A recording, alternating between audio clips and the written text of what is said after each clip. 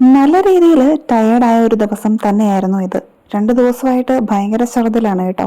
ഛർദിലിൻ്റെ ഗുളിക കഴിക്കുന്നുണ്ട്, മാറും മാറും എന്നൊക്കെ വിചാരിച്ചു, പക്ഷെ മാറിയില്ല. അവസാനം ഹോസ്പിറ്റലിൽ തന്നെ പോയപ്പോഴത്തേക്കും യൂറിൻ അസറ്റോൺ പോസിറ്റീവായി. അപ്പോൾ ഇലക്ട്രോലൈറ്റ്സ് ഒക്കെ ഉള്ള ഫ്ലൂയിഡ്സ് കുത്തിയിടണം, ഇഞ്ചക്ഷൻ ചെയ്യണം, ഇതൊക്കെ ചെയ്തു. മക്കളുമായിട്ട് പോയി നേരെ അങ്ങ് അഡ്മിറ്റ് ആവുകയാണ് ചെയ്തിട്ടുണ്ടായിരുന്നത്. അപ്പോൾ ഇതൊക്കെ ഒന്ന് കുത്തിയിട്ട് കഴിഞ്ഞപ്പോഴാണ് കണ്ണൊന്ന് തുറക്കാൻ പറ്റിയത്. അതുവരെ കണ്ണിൻ്റെ അവിടെയൊക്കെ നല്ല നീരും ബുദ്ധിമുട്ടും ഒക്കെ ഉണ്ടായിരുന്നു. തല പൊട്ടുന്ന വേദന, ഭയങ്കര വിറയൽ, അങ്ങനെയുള്ള ബുദ്ധിമുട്ടുകളൊക്കെ ഉണ്ടായിരുന്നു കേട്ടോ. അപ്പോൾ അത്യാവശ്യം ഫ്ലൂയിഡും കാര്യങ്ങളൊക്കെ കയറ്റിയപ്പോഴാണ് ഒന്ന് ഓക്കെ ആയത്. എന്നിരുന്നാലും നോക്കിയപ്പോൾ യൂറിൻ പോസിറ്റീവ്, അസറ്റോൺ പോസിറ്റീവ് ആണ് കേട്ടോ. അപ്പോൾ വീണ്ടും ഫ്ലൂയിഡൊക്കെ കുത്തിയിട്ടിട്ട് തിരിച്ചു പോകാൻ നേരം അത്യാവശ്യം നല്ല രീതിയിൽ ലേറ്റായി കേട്ടോ. അപ്പോൾ പിന്നെ പുറത്തുനിന്ന് ഫുഡ് കഴിക്കാമെന്ന് വിചാരിച്ചു. ഹോസ്പിറ്റലിലെ ക്യാൻറ്റീനിൽ നിന്ന് തന്നെ കഴിച്ചിട്ടാണ് ഞങ്ങൾ ഇറങ്ങിയത്. അപ്പോൾ വീട്ടിലെത്തിയപ്പോൾ അത്യാവശ്യം നല്ല രീതിയിൽ ലേറ്റായി. കാരണം ഇന്ന് ഹോസ്പിറ്റലിൽ നല്ല തിരക്കായിരുന്നു. ഞാനാണെങ്കിൽ ഉച്ചയ്ക്കാണ് പോയത്.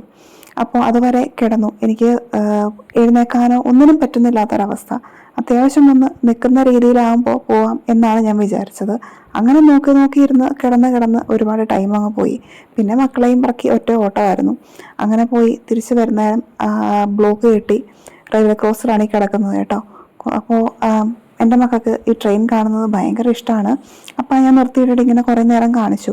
അത് കഴിഞ്ഞിട്ട് ക്രോസ് ഓപ്പൺ ചെയ്തപ്പോഴത്തേക്കും ഞാൻ പതുക്കെ വണ്ടി എടുത്ത് ക്രോസിലേക്ക് കയറാൻ തുടങ്ങിയപ്പോൾ വീണ്ടും പെട്ടെന്ന് സൈറൻ അടിച്ചു.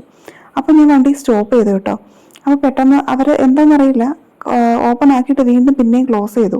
പുറകിലെ ചേട്ടനാണെങ്കിൽ ഭയങ്കരമായിട്ട് കിടന്ന് ഹോൺ അടിക്കുകയാണ്. ചേട്ടൻ്റെ ഹോൺ കേട്ട് ഞാൻ വണ്ടി എടുത്തിട്ടുണ്ടെങ്കിൽ പെറ്റിയടിക്കുന്നതും പ്രശ്നങ്ങൾ വരുന്നതും എനിക്കാണ്. അതുപോലെ എനിക്ക് അങ്ങനെ പേടിയാണ് കേട്ടോ.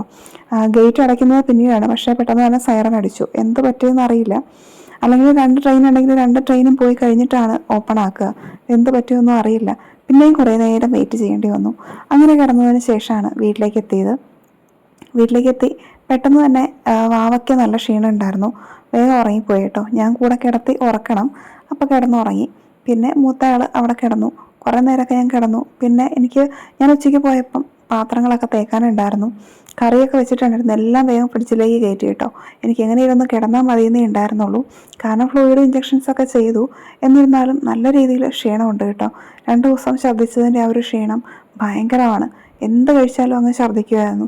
ഞാൻ മാക്സിമം നോക്കി, പക്ഷേ ഒരു രക്ഷയില്ലായിരുന്നു. ടാബ്ലറ്റ് ഉണ്ട് കേട്ടോ, ഗുഡ് ഡേ ടാബ്ലറ്റ് ഉണ്ട്. 2 നേരവും കഴിക്കുന്നുണ്ട്. അത് പിടിച്ച് കിട്ടുന്നവർക്ക് നല്ലതാണ് കേട്ടോ. പക്ഷേ എൻ്റെ എല്ലാ പ്രഗ്നൻസിയിലും എനിക്ക് ഒരു ഗുളികയും എഫക്റ്റ് ചെയ്തിട്ടില്ല എന്നുള്ളതാണ് ഏറ്റവും വലിയ സത്യം. ഇപ്പോഴും വോമിറ്റിങ് കൂടുമ്പോൾ ഞാൻ എമിസെറ്റ് എടുക്കാറുണ്ട്. എന്നിരുന്നാലും ഞാൻ വോമിറ്റ് ചെയ്യും, അതും സിവിയറായിട്ട് തന്നെ. പിന്നെ ഇതൊന്നും നിർത്താൻ പറ്റുന്നത് ഇഞ്ചക്ഷന് മാത്രമാണ് കേട്ടോ. എമിസെറ്റും പാൻഡോപ്പും ഇഞ്ചക്ഷൻ ചെയ്യും. പിന്നെ ഷുഗർ ലെവലാക്കാനുള്ളത് ഫ്ലൂയിഡ് കയറ്റും. അങ്ങനെയുള്ള കാര്യങ്ങളൊക്കെ ചെയ്യുമ്പോഴാണ് ഞാനൊന്ന് ലെവലാവുന്നത്. ഈ ഒരു പ്രോസസ്സ് ആഴ്ചയിൽ 1-2 തവണയൊക്കെ ചെയ്യേണ്ടി വരും. അല്ലാതെ എൻ്റെ ഒരു ദിവസം പോലും മുന്നോട്ട് പോവില്ല എന്നുള്ളൊരവസ്ഥയാണ് കേട്ടോ. അപ്പോൾ ഇന്ന് വീട്ടിൽ വന്നപ്പോൾ അത്യാവശ്യം ഒരു സമാധാനം ഉണ്ടായിരുന്നു. 2 ദിവസം ഛർദ്ദിച്ചതിൻ്റെ ബുദ്ധിമുട്ട്, തൊണ്ട പൊട്ടിയിട്ടുണ്ട്, ഇതൊക്കെയുണ്ട്. അപ്പോൾ ഇന്ന് വന്നതിന് ശേഷം പെട്ടെന്ന് തന്നെ കയറി കിടന്നു. പാത്രങ്ങളൊന്നും തേച്ചില്ല. തേക്കാനുള്ള പാത്രങ്ങളൊക്കെ സിങ്കിലേക്ക് ഇട്ടു. അടുക്കളയൊന്ന് തുടച്ചു. കറികളൊക്കെ എടുത്ത് ഫ്രിഡ്ജിലേക്ക് വെച്ചു. അത്രയും മാത്രമേ ചെയ്തുള്ളൂ.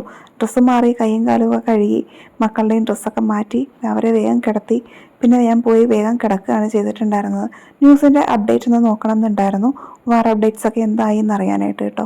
അപ്പോൾ അതൊക്കെ ചെയ്തിട്ട് വേഗം പോയി കിടക്കുകയാണ് ചെയ്തിട്ടുണ്ടായിരുന്നത്.